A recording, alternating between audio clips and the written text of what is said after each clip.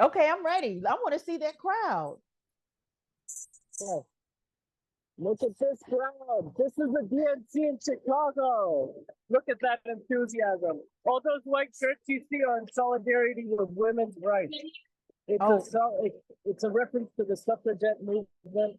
Female delegates have been asked to wear white today, and many male delegates have joined in solidarity. Just look at all of the white you see with people's clothes.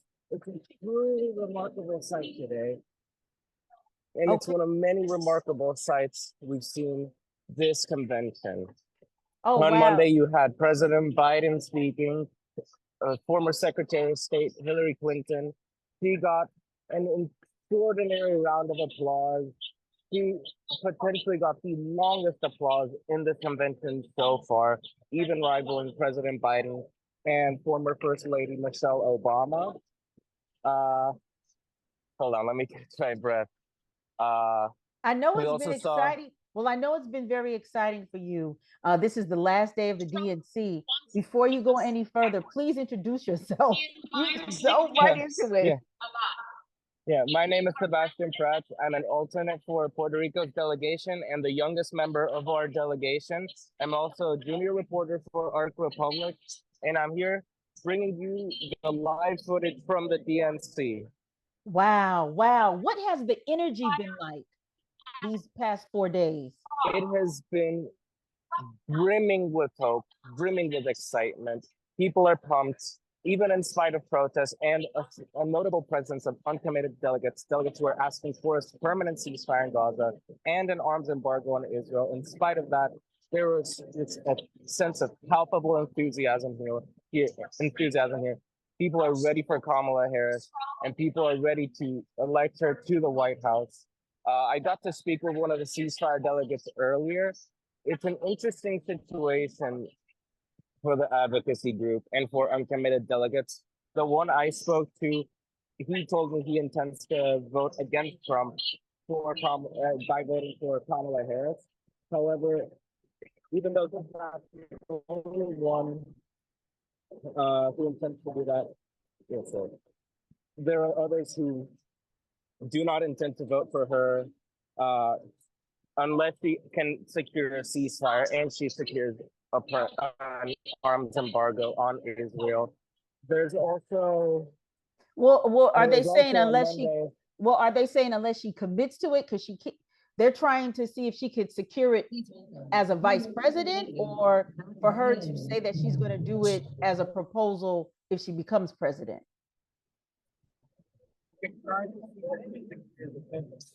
This overall sense of not just saying something, but committing to it and demonstrating it through action. We saw that as well with a vigil held last night after the DNC closed in front of the convention center, where the ceasefire delegates were asking to have a Palestinian speaker to balance out the presence of speakers who were parents of one of the hostages last night. They did agree that that was the right call to make, but they also insisted that we needed a Palestinian speaker to balance it out and as well to corroborate the Democratic Party's commitment, as said in its official platform, that Israeli and Palestinian lives are equal and they must be treated with equal dignity.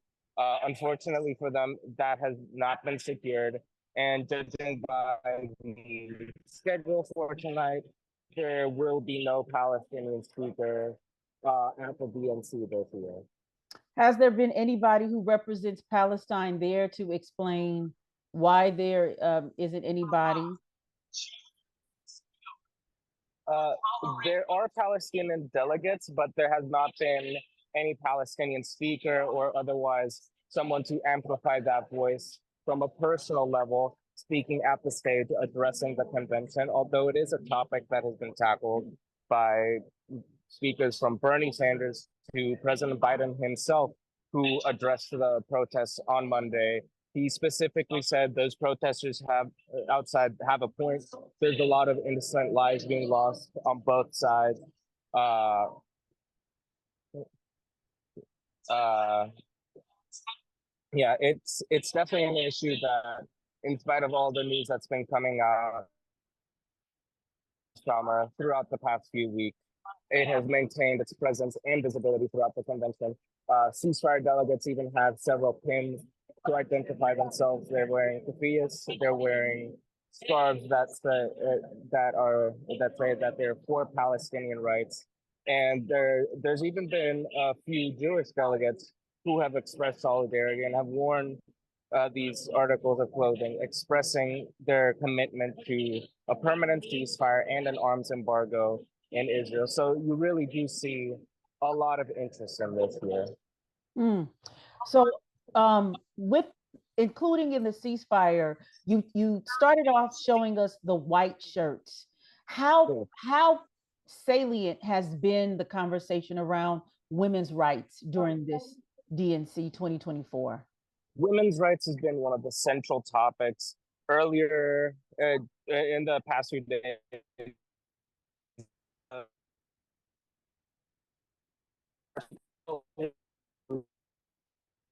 Uh-oh.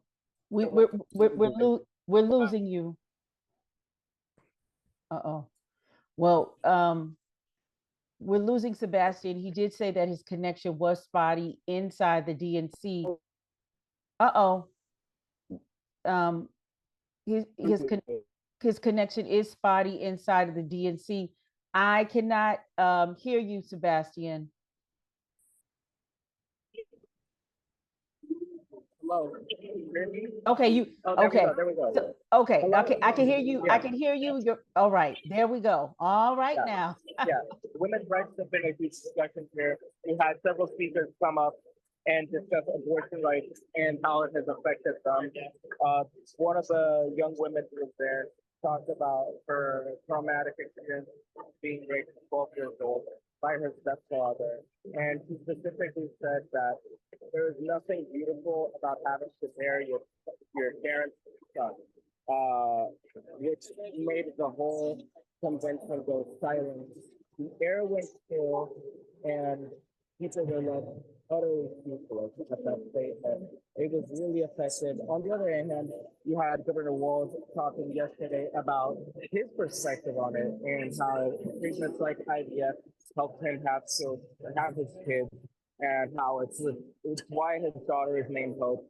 And not only did it affect Hope profoundly, but also his son Gus, who began crying, tears pouring down his face, and when his father finished speaking, you could see him in the big screen up there, crying, clapping, pointing at his father with pure joy and happiness in his face. You know, women's rights have been really put in the spotlight here, both literally and figuratively. And not even just women's rights, but women as the future of the Democratic Party. Speakers like Representative Crockett, AOC, Hillary Clinton, Michelle Obama, they have been at the center. They have been getting extraordinary love from the audience. Earlier, a few minutes ago, that Senator Elizabeth Warren, who got a resounding round of applause. She started crying before she even got to say a word off stage.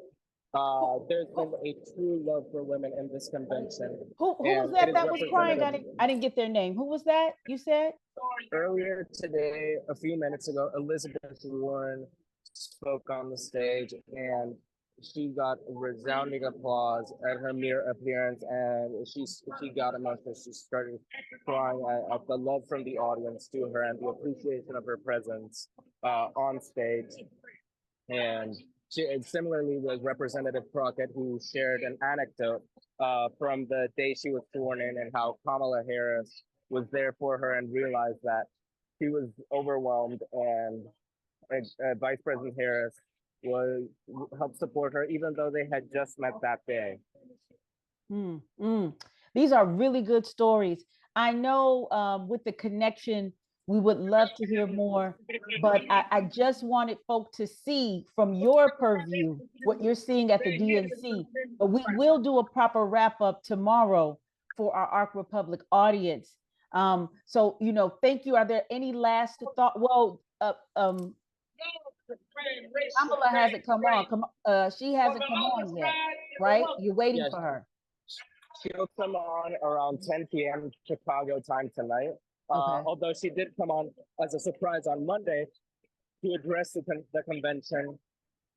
And on Tuesday, she went to Wisconsin to the same venue the RNC was held and filled it up. And she addressed the DNC from that venue. So the Democratic Party had two arenas packed to the brim at the same time during the DNC. And they really showing that they mean business and they're going to fight. When they say, when we fight, we win, they mean it. They are not getting around this election. Well, I just wanted to, I could hear you a little better, so I'm going to get a couple of more questions into you. Mm-hmm.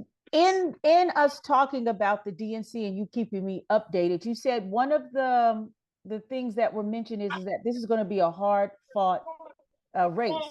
That, you know, yes. So what? Talk about that. What's the conversation around that? Well, you know, there's an understanding that, as you mentioned, this is going to be a hard-fought race. This is something that, for example, President Obama addressed in his speech. There's an understanding that, in spite of how many people are upset at former President Trump, he is an opponent who must be taken seriously and is capable of winning elections and is capable of taking Democrats by surprise. It's one of the reasons that Joe Biden dropped out of the race. But there's also an understanding that in spite of this being a hard-fought race, this is a hard fight that Democrats are ready for, and they are pumped for. The enthusiasm here is good. Look at this.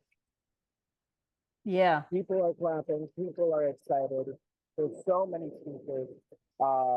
And yeah, like you even see it with the merch. There was so much unique merch designed around Harris's candidacy and the Harris Walls ticket, in spite of the short notice for the DNC, and to have that merch ready, and it's been selling out. It's very hard to find. It's been hard to find even.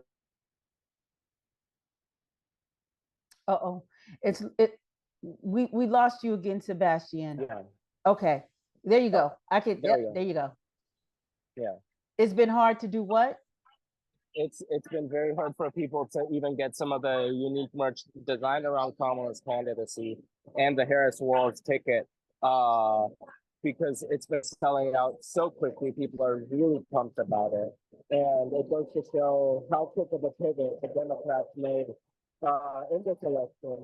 And how pumped everyone is about this electoral cycle. They're really feeling the energy. You can really see the enthusiasm and the desire and motivation to win. Well, you're breaking up again, and I see that Reverend Al Sharpton is speaking. That is not a problem. I think he's speaking. I want us to do a proper wrap up tomorrow, but I am so glad that we were able to finally connect. I'm losing my stuff over here. That we were able to finally connect. You could punch in. You could let Ark Republic listeners know that we at Ark Republic are representing at the DNC 2024 with Sebastiàn Prats. Oh my goodness, this is very exciting. Last thoughts, Sebastian, before we go. I know I mentioned women being a central part of this convention, but it cannot be unsaid that people of color are also a central part of this convention. Kamala Harris's candidacy is obviously historic. As the first Black woman, the first Black woman of Asian descent to be nominated for the presidency. But that is not just reflected with her, but everyone in the Democratic Party, like I mentioned, speakers like AOC, Representative Crockett, Michelle Obama, some of the most popular and beloved speakers in this convention have been women, people of color. There's a true enthusiasm for the diversity in the Democratic Party, and the future is looking even more diverse. All right. Well, I thank you so much. I look forward for us to talk. We'll get more into the policy of the DNC and what's been said, and as well, whatever else that you have, the highlights, the people that are rising stars that are taking the seat, because people are. This is the era where people are passing on the baton. So I look forward to it, Sebastian. And so You enjoy the DNC, and thank you so much. And sign out for us, Sebastian. Thank you so much. I hope the folks at home are enjoying this. If there's one thing from that I heard in one of the caucuses that really speaks to a lot of audiences and speaks to this convention, is a response to the claims of Kamala Harris and many of the Democratic Party members being DEI inclusions, is that DEI stands for definitely earned it.